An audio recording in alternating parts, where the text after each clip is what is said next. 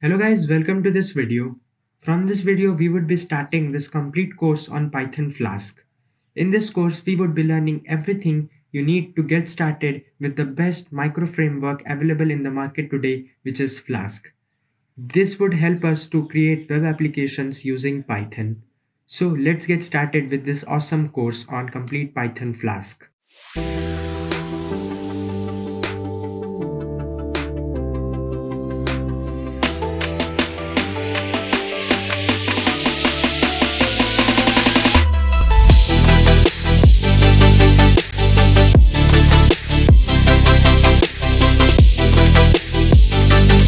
So to get started, first of all, we would be installing the Python interpreter by going to Google Chrome and searching for download Python. In a new tab, I will search download a source code editor, which is Visual Studio Code. We would be using this source code editor for this complete course, and I will go to this website, click on download Python button, and just go here and Windows installer 64-bit. As you can see, this is the file.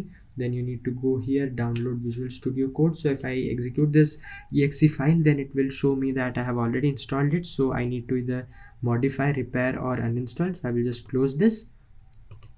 After that, in this Visual Studio Code page, I will click on this Windows installer because I am on a Windows machine. I have already installed this, so I will cancel this and I will execute this Visual Studio Code setup file. After that, I will accept the agreement, and you need to make sure that you check all these four checkboxes so that we get some extra features like open with code option on right click, and then it will also add it to our environment variables. Just check these four checkboxes, click on next, and then install. It will take literally very less time to install as I have a pretty fast computer, but it's also very lightweight source code editor which is offered by Microsoft.